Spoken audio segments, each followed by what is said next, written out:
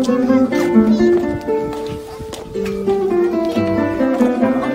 dibawa, I'm so sorry. Oke, habis ini nggak dibawa. Foto, itu di situ.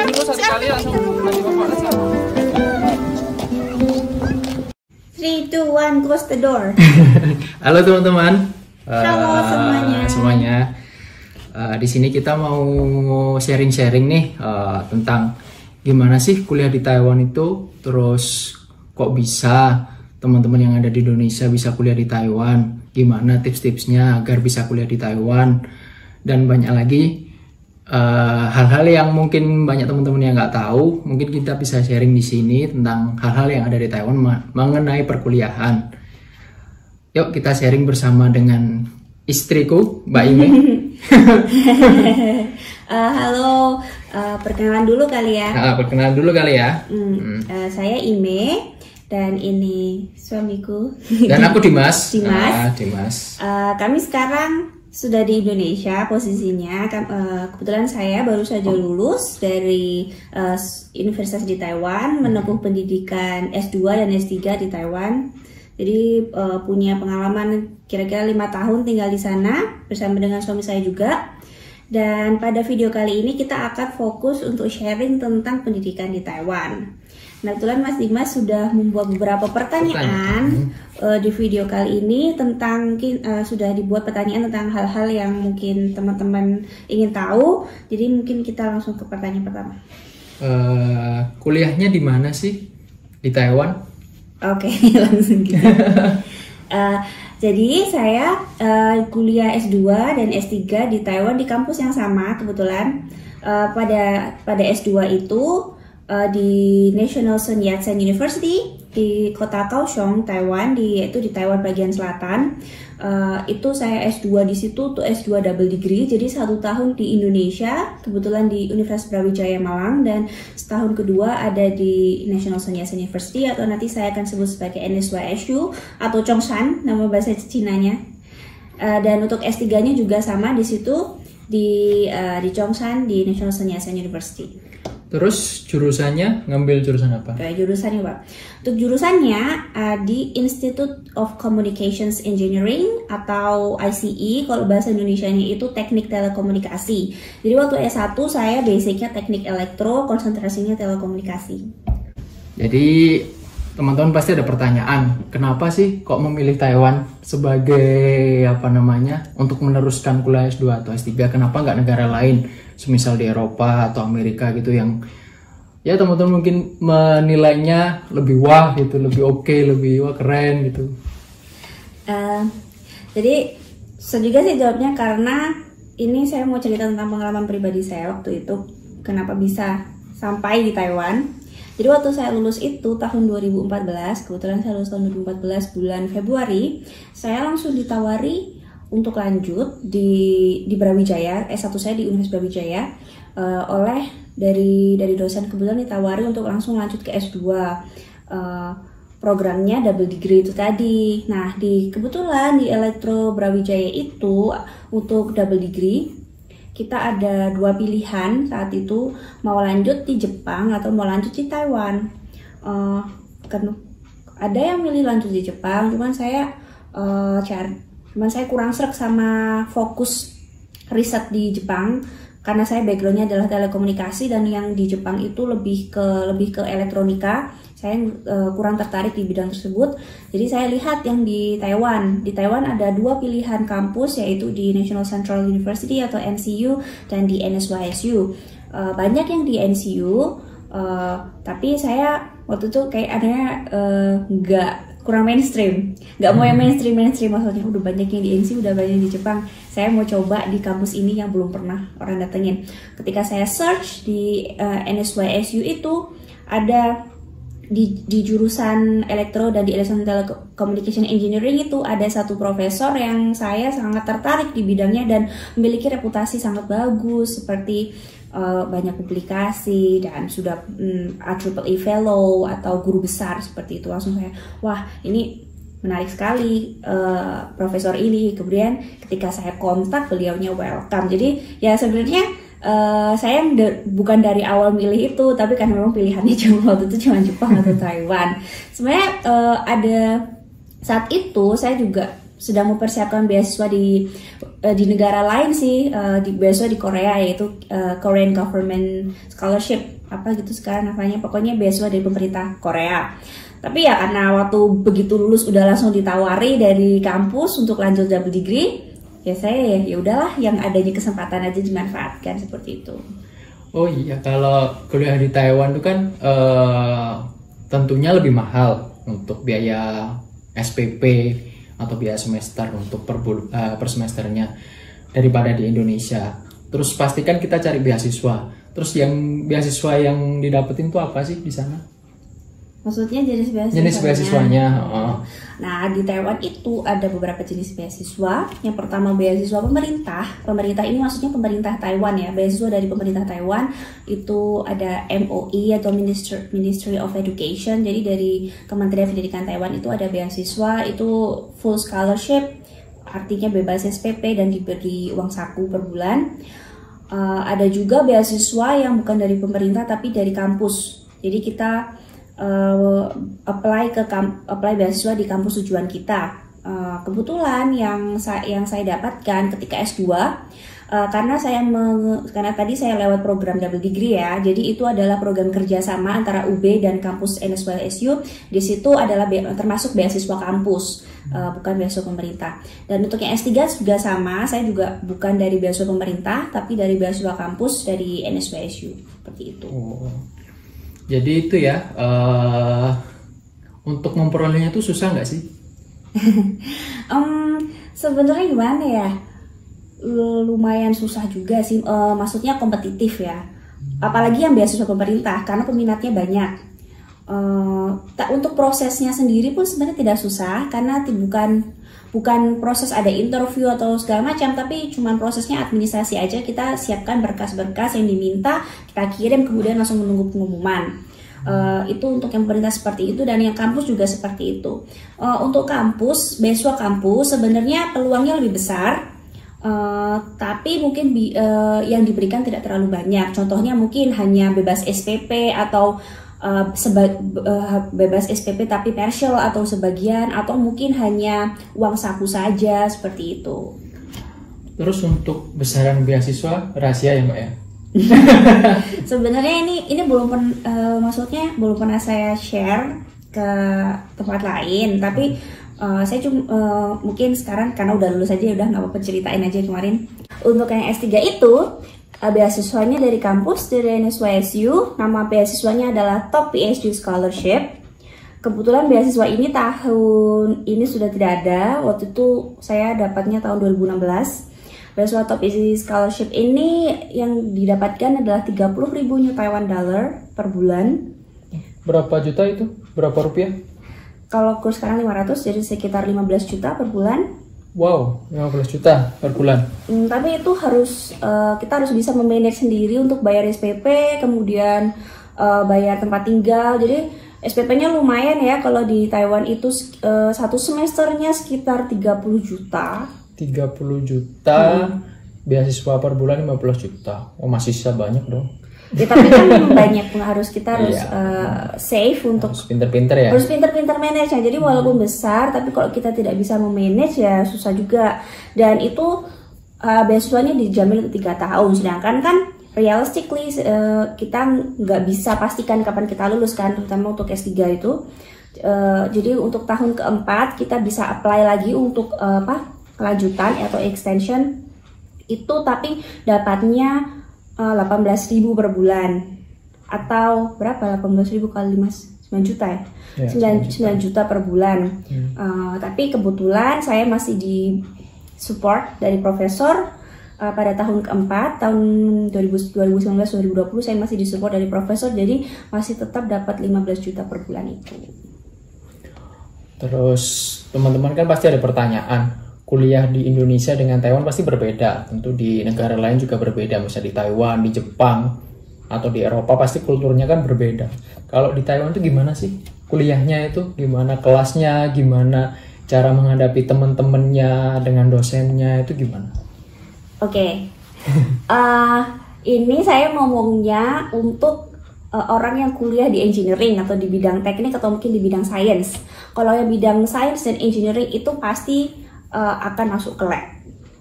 Hidupnya tuh udah kayak lab banget gitu. Kebetulan yang saya di lab saya itu kita punya working hour, kita punya jam kerja seperti orang kerja, orang masuk kerja. Kita masuk jam 9.30 pagi, kemudian pulang jam 5 sore. Tapi itu nggak mungkin tenggo ya, maksudnya jam 5 tat keluar gitu nggak, karena mereka biasanya profesornya aja pulangnya jam 8 malam. Teman-teman di lab saya biasanya pulang jam 6 sampai 7 malam gitu. Itu tiap hari Senin sampai Sabtu, itu di lab saya. Lab lain bisa berbeda. Jadi kita harus masuk ke lab, doing research. Kalau kebetulan saya di bidang antena, jadi saya doing simulation, antena simulasi dan juga fabrikasi gitu. Teman-teman yang di biologi mungkin harus membuat eksperimen-eksperimen seperti itu. Itu tiap hari masuknya. Dan selain research, kita juga harus ngambil kelas. Nah, kelasnya itu untuk S2 kita harus ambil, untuk lulus 2 tahun kita harus ambil 24 SKS atau 8 mata kuliah.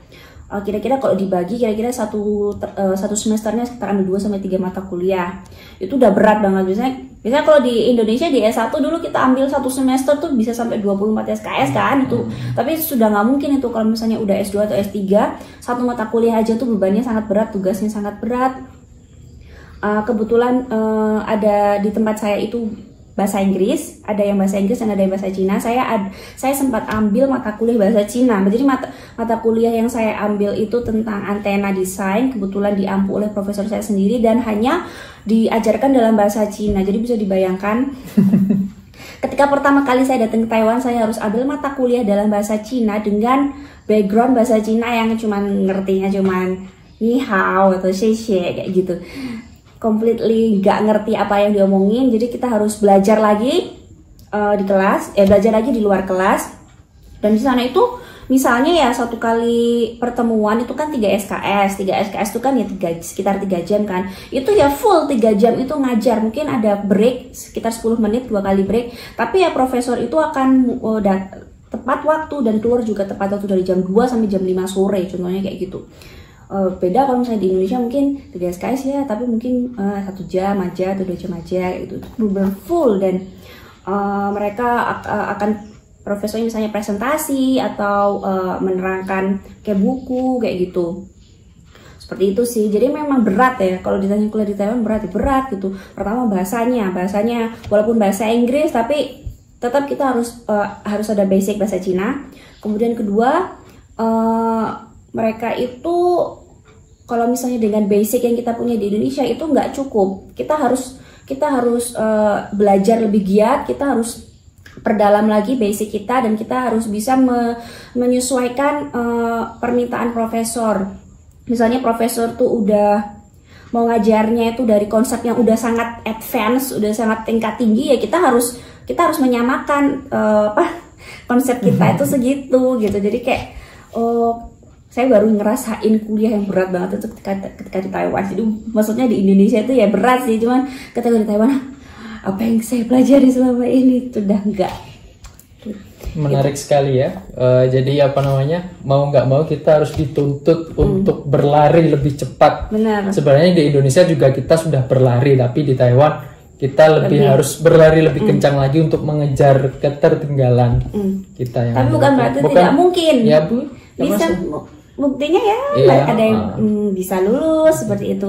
Anak Taiwan sebenarnya juga ya sama aja, mereka bukannya pinter banget tapi mereka tuh rajin gitu. Nah sekarang kita langsung tanya, untuk pastikan teman-teman ada pertanyaan, gimana sih tips-tipsnya mendapat beasiswa di Taiwan, terus hal yang harus dilakukan ketika apa namanya mau melamar beasiswa di Taiwan itu apa yang harus disiapkan, itu gimana sih, apa yang harus disiapkan untuk melamar beasiswa? Oke. Yang ini beasiswa dan juga aplikasi ke kampusnya ya maksudnya. Apa yang harus disiapkan? Yang pertama mental. Ini nggak bisa terlewatkan, ini bukan klise tapi ini memang benar nomor satu, mental. Kalian memang berniat. Kita memang berniat untuk kuliah di Taiwan. Kita memang niat untuk lanjut kuliah. Tujuannya untuk mencari ilmu seperti itu, bukan untuk jalan-jalan. Kalau udah niat, apapun rintangannya kan kita pasti bakal tetap semangat gitu. Nah, itu pertama harus niat ya. Kamu harus berniat untuk memang benar ini yang kamu inginkan, karena daripada wasting time gitu, karena ini berat ya, yang jelas kuliahnya berat. Jadi seperti itu ya, pepatah Arab manjada wajada. Apa artinya? Siapa yang mau siapa yang berkeinginan dan niat pasti akan ada jalan. Betul. Itu yang pertama, niatnya. Kemudian yang kedua adalah ya berkas-berkasnya dipersiapkan. Berkas-berkasnya apa sih? Yang pertama bahasa Inggris. Sertifikat bahasa Inggris, bisa TOEFL, bisa IELTS. TOEFL-nya nggak perlu yang mahal, bisa juga pakai TOEFL ITP yang itu mungkin ya sekitar 500.000 kalau nggak salah itu. Bisa juga TOEIC juga bisa. Ya pokoknya sertifikat bahasa Inggris lah yang menunjukkan kalau kalian itu memiliki kemampuan bahasa Inggris di atas rata-rata. Di atas rata-rata artinya kalau TOEFL ya minimal ya 550 untuk beasiswa ya. Untuk beasiswa saran saya yang di atas 550 untuk TOEFL. Kalau misalnya TOEIC di atas 800 atau di atas 750. Untuk IELTS kurang tahu, mungkin sekitar di atas 6 lah. Kemudian berkasnya selain yang bahasa Inggris, yang harus kalian persiapkan adalah research proposal atau proposal research. Proposal riset, maksudnya proposal penelitian. Proposal penelitian bagaimana formatnya? Gampang aja. Kalian tinggal Google, jangan panjang-panjang, 1-2 halaman sudah cukup. Di situ kalian sesuaikan dengan profesor yang kalian tuju. Jadi kalian harus cek website di kampus yang kalian tuju, cek lab yang kalian ingin masuk di mana, kemudian topik riset apa yang mereka lakukan, dan kalian coba buat proposal penelitian baru, atau nggak perlu yang baru-baru banget. Itu pokoknya menunjukkan bahwa kalian itu memang sudah tahu tentang hal itu sebelumnya. Jadi itu proposal penelitian. Kemudian letter of recommendation atau surat rekomendasi biasanya butuh 2. Usahakan yang minimal yang sudah punya gelar S3. Dan kalau bisa profesor malah lebih baik. Itu bisa misalnya dosen pembimbing kalian, atau dekan, bahkan rektor, ketua jurusan. Pokoknya seseorang yang memang punya backgroundnya bagus dan pernah membimbing kalian. Itu nanti untuk formatnya seperti apa gampang bisa di Google. Pokoknya itu 1 halaman aja gitu, jangan panjang-panjang. Kenapa saya bilang jangan panjang-panjang ya? Karena kalau semakin panjang itu pasti orang yang ngecek udah males ya, karena yang lamar kan banyak gitu. Sepanjang ya pokoknya buatlah yang brief, ya sesingkat mungkin dan sebaik mungkin gitu. Seperti itu. Jadi tapi saran saya sih yang nomor 1 itu yang bahasa Inggris ya. Karena begitu bahasa Inggris kalian di bawah rata-rata, udah nggak masuk lagi gitu. Ketika mungkin bahasa Inggrisnya bagus, sudah didukung dengan proposal penelitian yang baik, nah itu mungkin akan lanjut ke tips yang kedua ya. Kan di beberapa kampus di Taiwan ada profesor yang ya tadi menggaji mahasiswanya untuk membantu research. Nah, tips-tipsnya mendapatkan profesor yang mau memberikan gaji itu gimana sih? Ini sebenarnya kan nggak bisa diketahui kalau kita nggak tanya. Maksudnya kalau kita nggak tanya, saya dikasih apakah ada research assistantship atau apakah ada bantuan dari lab untuk biaya, itu kalau kita nggak tanya kita nggak tahu sih. Jadi memang ketika kita cari-cari lab mana yang mau kita tuju, ya kita ketika email itu kalian harus sampaikan bahwa saya membutuhkan bantuan untuk finansial karena saya mungkin tidak berasal dari orang yang berkecukupan, seperti itu ya. Itu pasti mereka akan bilang, oh kalau saya ada ini di assistantship, saya akan kasih kamu sebulan segini. Tapi ada beberapa profesor, mungkin profesor yang baru ya, yang belum punya funding atau belum punya pendanaan yang besar seperti profesor-profesor yang sudah senior. Jadi misalnya profesor-profesor yang junior itu belum punya pendanaan yang lebih besar, makanya mereka ada yang tidak bisa memberikan bantuan tadi dari labnya. Tapi biasanya walaupun dari lab gak ada, dari jurusan bisa bantu. Nah ini kalian juga harus tanya. Kalian tanya ke jurusan, misalnya ke ketua jurusan atau ke apa namanya, ke staffnya, tanya apakah dari jurusan itu bisa ada bantuan. Biasanya lumayan tuh, per bulan biasanya dikasih sekitar 6.000 jadi tambahan. Jadi lumayan kalau misalnya dari kampus sudah dapat, misalnya dari kampus sudah dapat 30.000, itu masih bisa ditambah dari profesor dapat 8.000. Dari kampus dari jurusan masih dapat 6.000, tuh banyak banget. Berarti bisa lebih dari 15 juta ya?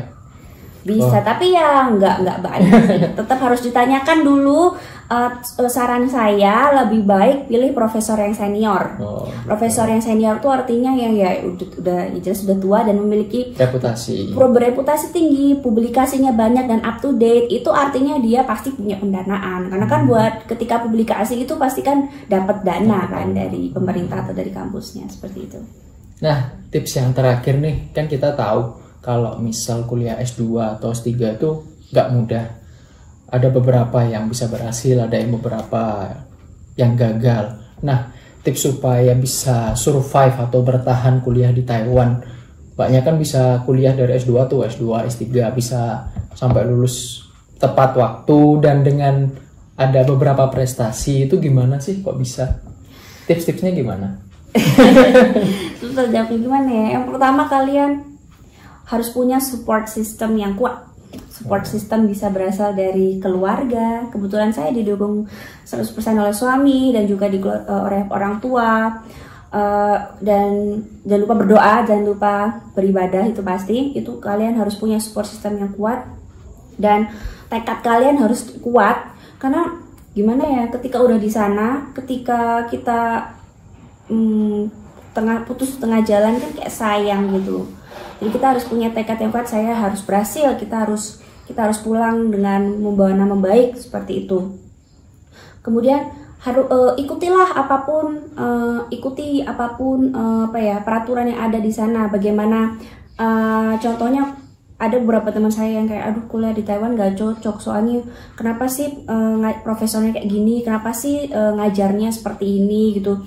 Ya, ketika kita sudah membuat keputusan untuk berangkat ke sana, ya kita ikuti saja seperti apa gitu. Ketika kita malah melawan gitu, aduh ini gak bagus Taiwan, kampusnya jelek kayak gimana gitu, itu ya malah capek sendiri. Kalau saya ya, misalnya ya, di lab saya kebetulan masuk tiap hari, ya udahlah dilakoni wae, dijalani saja yang ada. Toh nanti juga kalau kita mengikuti apapun yang disarankan oleh profesor, itu pasti akan berujung dengan baik, insya Allah. Jadi saya ya, di pengalaman saya sendiri, apapun yang profesor katakan, itu artinya itu akan menjadi prioritas nomor 1 dalam hidup saya. Betul kan Bapak? Jadi Mas Ima tahu sendiri bahwa memang ketika udah di Taiwan itu prioritas nomor 1 bukan keluarga lagi, tapi prioritas nomor 1 adalah lab atau bapak profesor. Ya memang ya kayak kok gitu sih, kan kamu istri, kan kamu seorang ibu gitu. Tapi di sini ya kalau nggak lulus nanti saya nggak selesai dong. Kasihan keluarga saya yang sudah menemani saya di Taiwan, seperti itu. Ya intinya ya pokoknya kalian ikut jalani sajalah apa sabda profesor itu, pasti akan berujung dengan baik, seperti itu tipsnya. Jadi intinya harus nurut dan harus konsekuen dengan pilihan kuliah di Taiwan, dengan aturan-aturannya, dengan dengan etos kerjanya Taiwan yang tentu berbeda dengan Indonesia, jam kerjanya dan lain sebagainya. Jadi kita harus mengikuti, jadi jangan melawan. Gitu. Oke, mungkin sudah cukup sharing kita hari ini, sore kali ini. Bisa sampai bertemu lagi di video selanjutnya. Akan banyak video lagi tentang Taiwan. Bye.